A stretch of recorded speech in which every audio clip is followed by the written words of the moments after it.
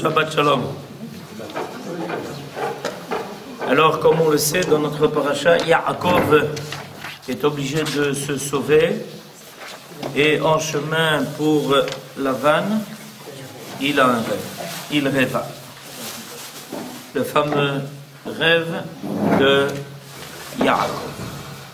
Nombreuses sont les interprétations données à ce rêve.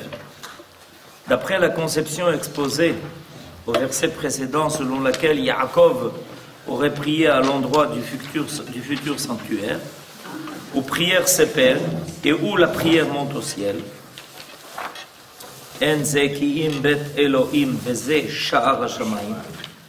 L'échelle qu'il vit en songe représente l'ascension de la prière vers les sphères célestes.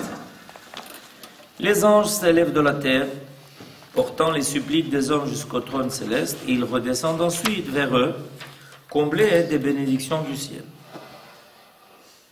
Évidemment, il faut remarquer qu'il est d'abord marqué que les anges montent et qu'ensuite ils descendent.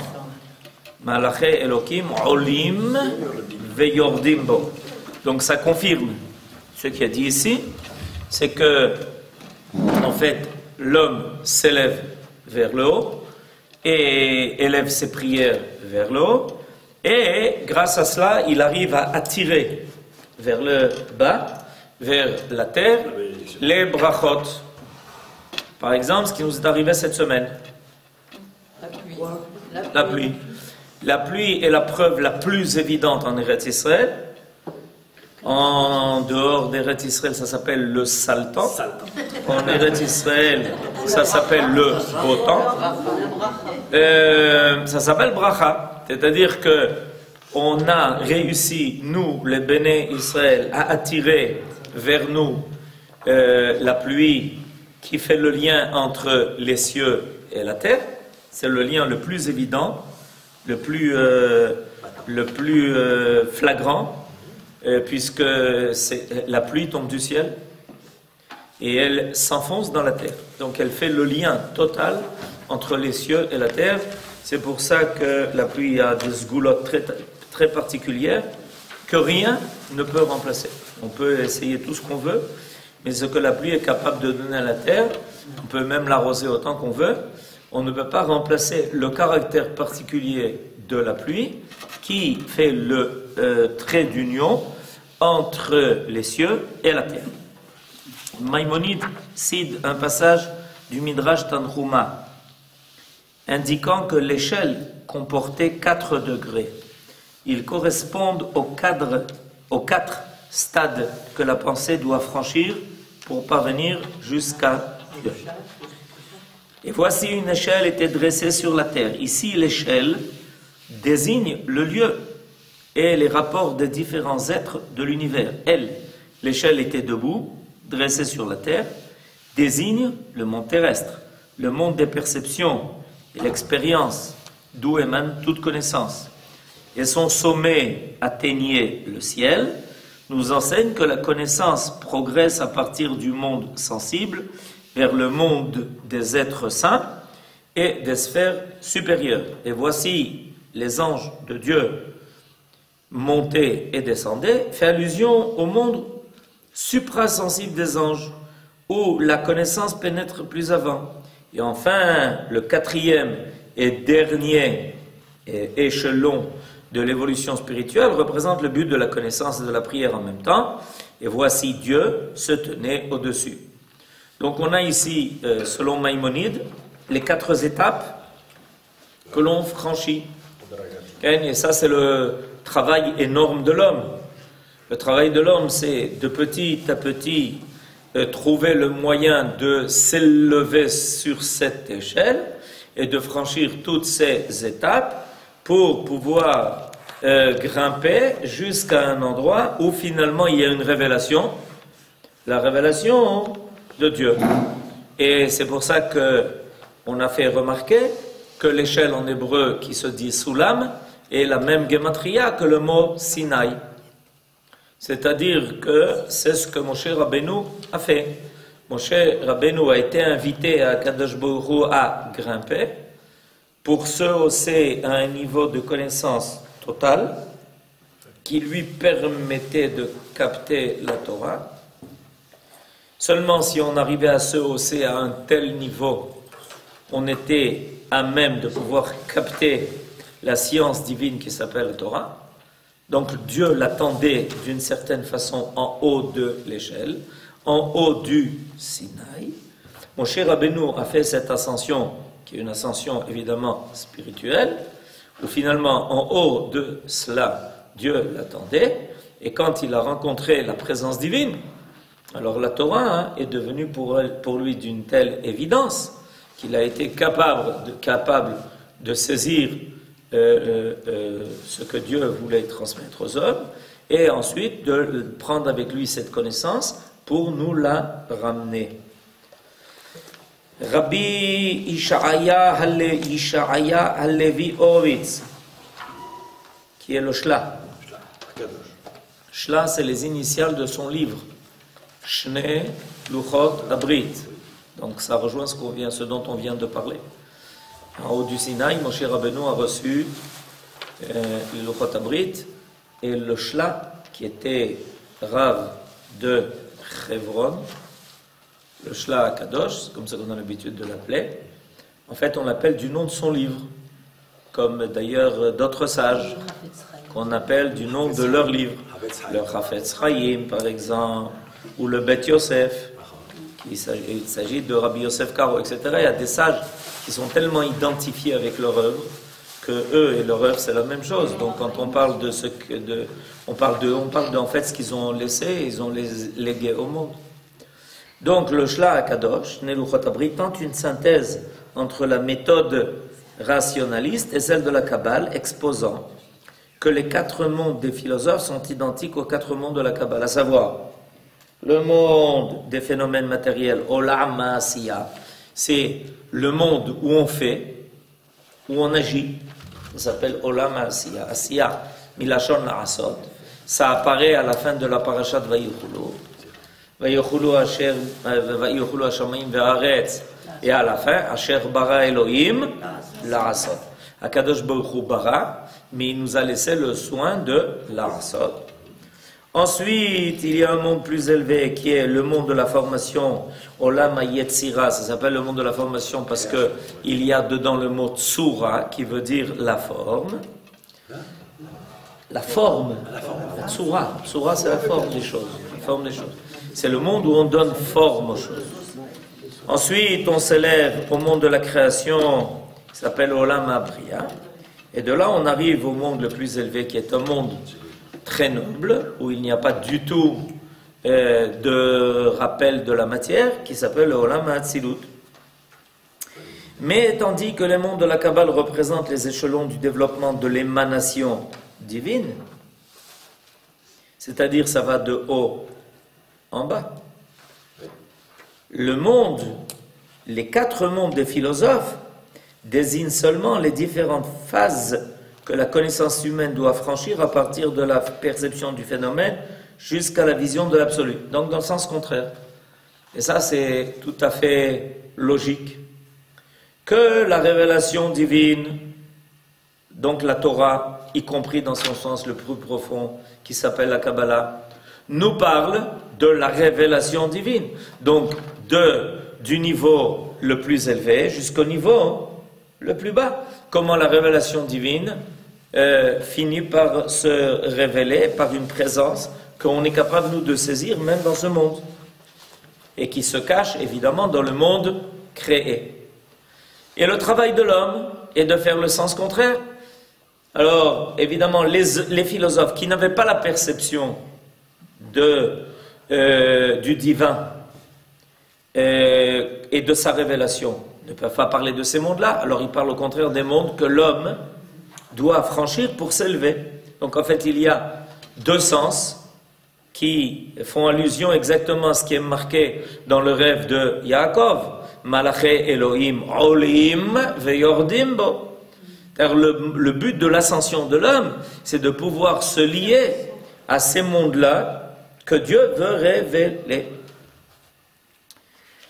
Les 4 échelons successifs correspond dans tout point au processus par lequel la nature nous instruit. C'est ainsi que l'esprit spéculatif doit s'élever sur l'échelle de la connaissance, jusqu'à ce qu'il accède au créateur de l'univers. C'est-à-dire que ce qui commence au niveau de l'homme est le monde du doute. C'est un monde de doute. On émet des suppositions. Ensuite, on va essayer de faire que ces suppositions finissent par être des propositions. Il y a des suppositions qui deviennent des propositions. Et ensuite, on veut que les propositions deviennent des affirmations. Et ensuite, on veut que les affirmations deviennent des connaissances absolues. On franchit donc toutes les étapes. Le monde de l'homme commence par des suppositions. Je suppose que si une pomme tombe, c'est parce qu'il y a une force qui la tire vers le bas. Tu supposes. Ensuite, tu proposes. Tu proposes une équation. Ensuite, une théorie. Ensuite, tu veux chercher des preuves qui vont permettre de faire de cette proposition une affirmation. Et à la fin, tu veux être sûr que ce que tu affirmes n'est pas contredit par une autre affirmation. Donc tu veux que ton affirmation soit du domaine de l'absolu. C'est-à-dire que tu veux faire rejoindre ta connaissance qui commençait par un doute. C'était qu'une supposition.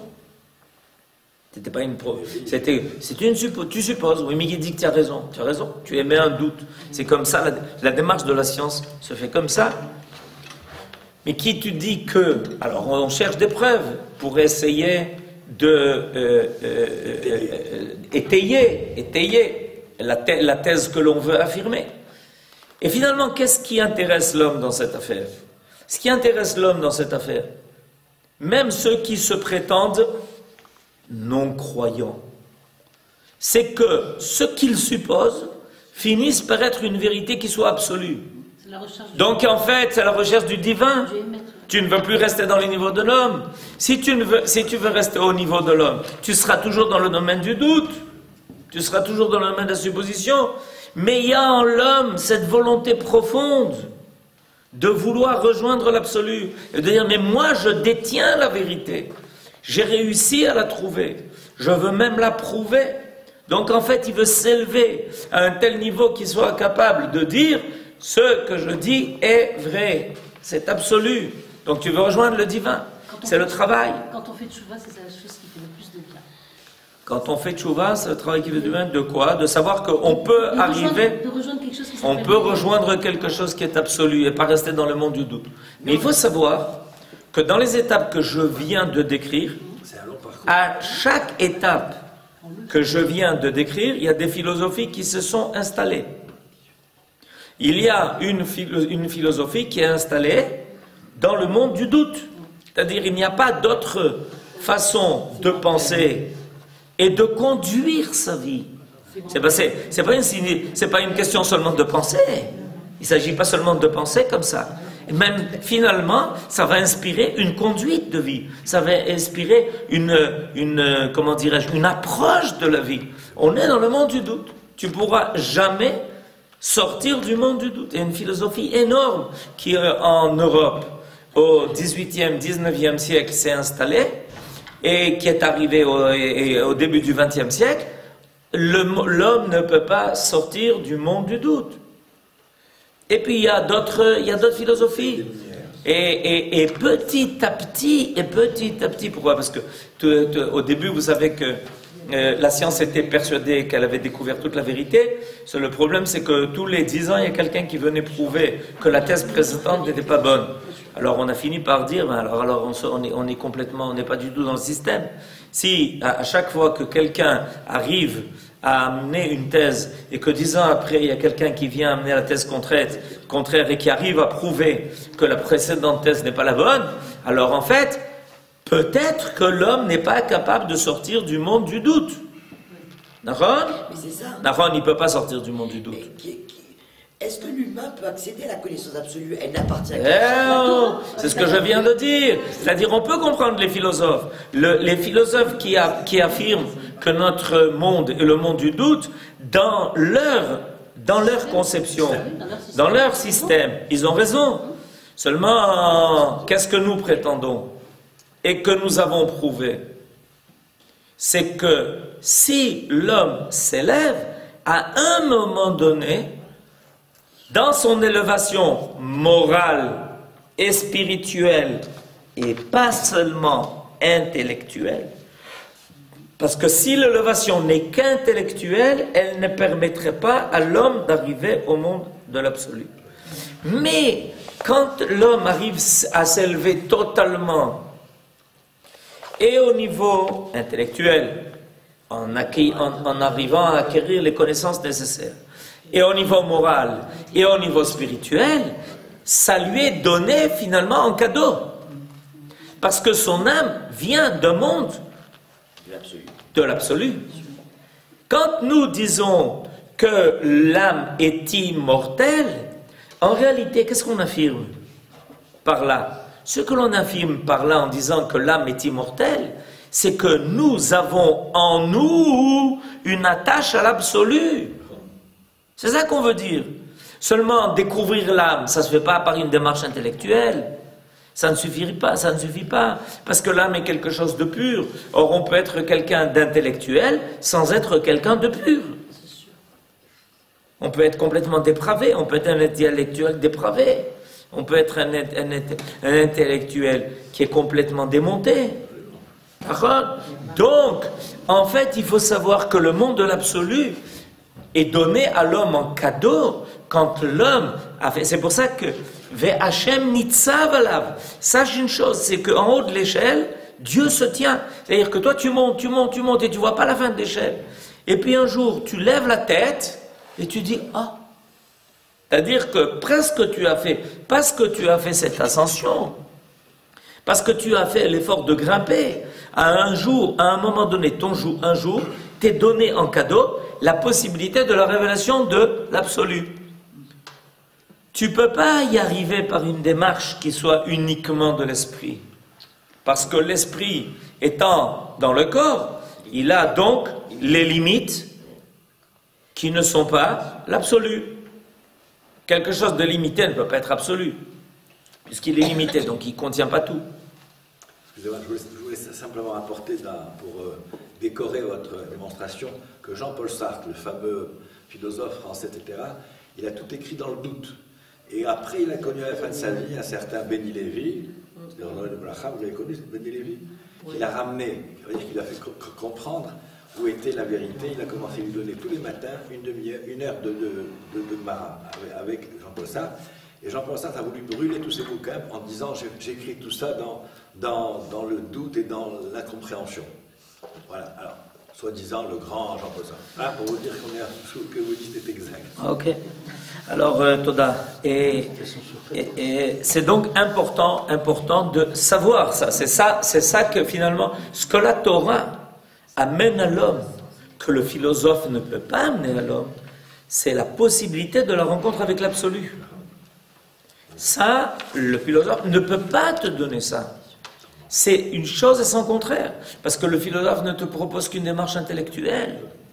Alors que la Torah propose une démarche qui soit morale et spirituelle et qui un jour te fait rencontrer. Mais là, ce qu'il raconte et qui est important, et ce qu'il rapporte, ce qu'il rajoute et qui est important, c'est ainsi que l'homme en prière doit d'abord traverser ces 4 mondes afin de pouvoir, comme Yaakov, trouver au sommet de l'échelle de Dieu que son intelligence et son cœur recherchent. Il y a donc quelque chose qui aide. Et ce qui aide dans cette ascension, c'est précisément la tfila. Pourquoi? Pourquoi est-ce qu'on a besoin, à part l'étude de la tfila? Parce qu'a priori, le fait de l'étude qui est la science de Dieu, c'est la Torah. La Torah est la science de Dieu. Ok. Et pourquoi est-ce que l'étude de la Torah ne suffit pas? Si, effectivement, Dieu nous a fait cette révélation, donc il nous permet d'avoir accès à l'absolu, comment se fait-il qu'on ne peut pas se contenter de l'étude et qu'on est tenu de la tfila. Parce que l'étude, elle vient de l'intellect, Et et la tfila, elle vient du cœur. elle vient du cœur. Parce que ça reste intellectuel. Parce que la tfila, on ne fait pas toujours attention à ça, mais la tfila te met a priori dans une situation de recherche de Dieu. Vous comprenez? Intellectuel. Voilà. A priori, elle te met dans une situation de recherche. Parce que si tu pries à quelqu'un. Sinon, tu fais quoi? Vous comprenez? Quand on va dire je vais prier, en réalité, je vais rencontrer. Je vais me communiquer, bien sûr. Je vais rencontrer. Tu vas faire, je vais prier. Ça veut dire quoi tu vas prier? Explique-moi. Qu'est-ce que tu fais quand tu vas prier? Je vais rencontrer. C'est-à-dire que je mets un axiome. Quand le fait de l'idée de la tfila, c'est qu'il y a un axiome qui est donné. Cet axiome, c'est que l'homme sait qu'il y a une présence divine. Shiviti Hashem lenegdi tamid. Ça fait partie de ma conception, ça fait partie de ce que je suis, ça fait partie de mon être. Je sais que j'ai quelque chose à rencontrer.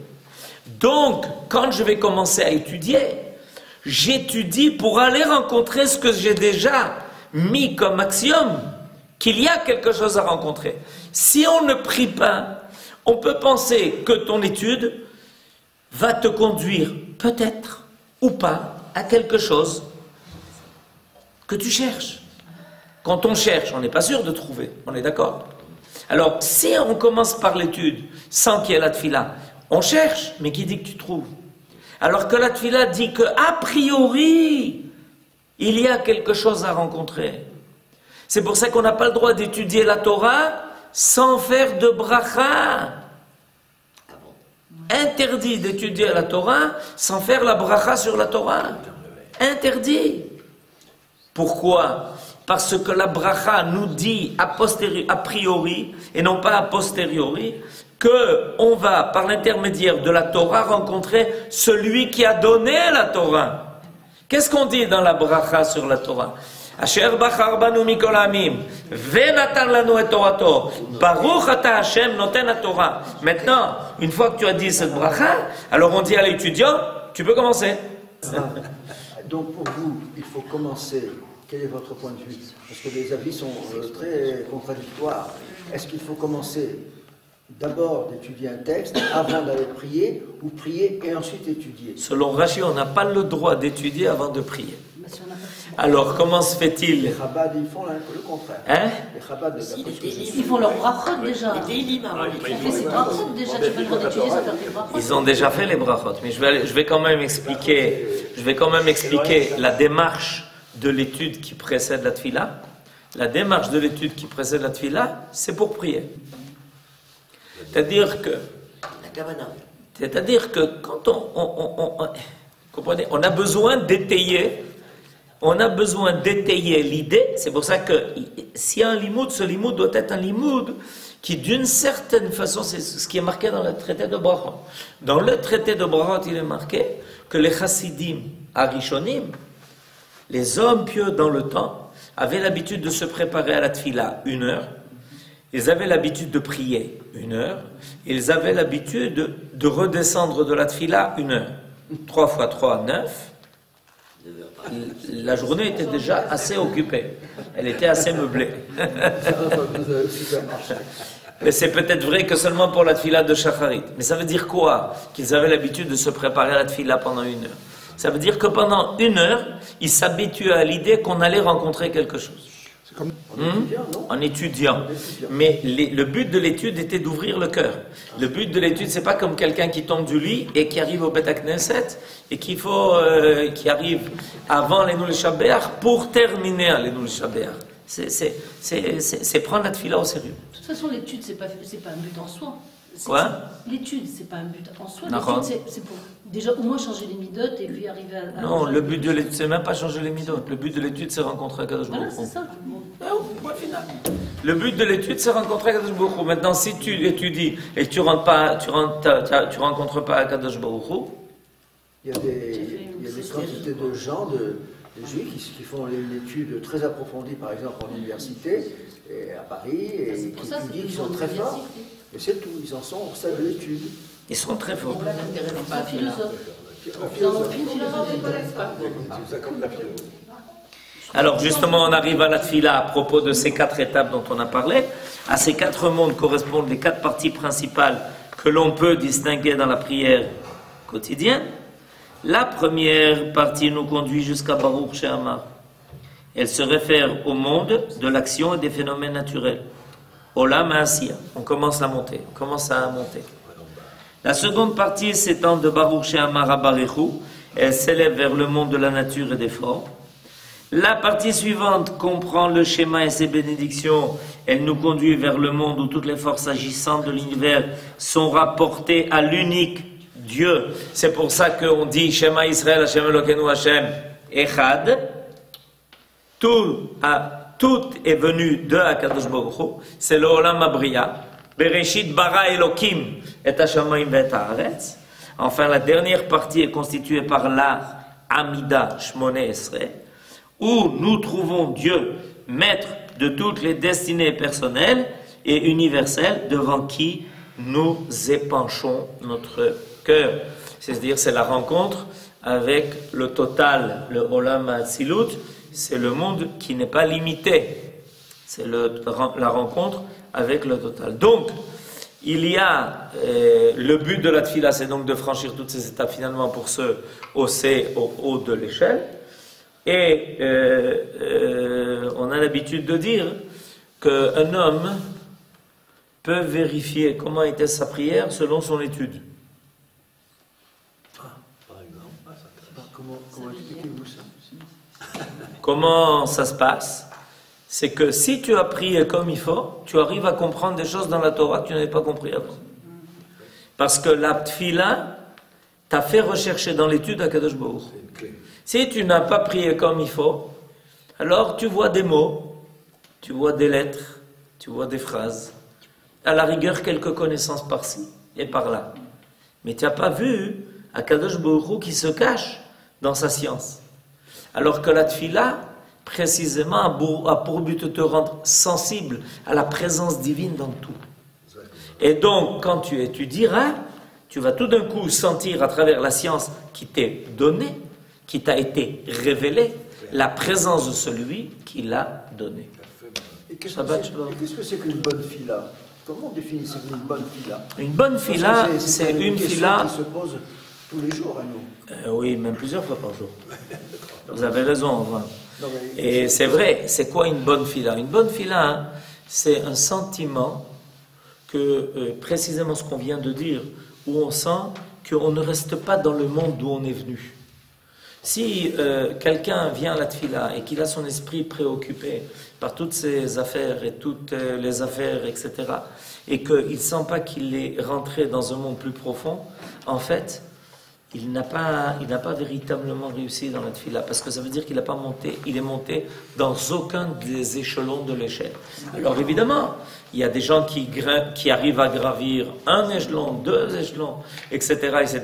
Donc pour eux, ils n'ont aucun contact avec ce qui se passe autour d'eux pendant la tfila. On peut leur parler, etc. J'ai entendu des histoires. Une fois, j'ai lu une très belle histoire sur le Rav Hanan Porat, Zichrono Livracha, qui est allé prier au Kotel. Et à la fin de la tfila, il a fini de prier, il est parti. Et il y a quelqu'un qui est venu à sa rencontre et qui lui a dit tu sais, regarde, il y a ton téléphone qui est tombé. Il a dit, mon téléphone? Quel téléphone? Il a dit, ton téléphone est tombé. Ah bon? Il n'avait aucune idée de ce qui se passait avec lui pendant la tfila. T'es branché. Complètement, il était branché vers le haut et débranché vers le bas. Alors imaginez-vous un téléphone qui sonne pendant la tfila. Oh là là.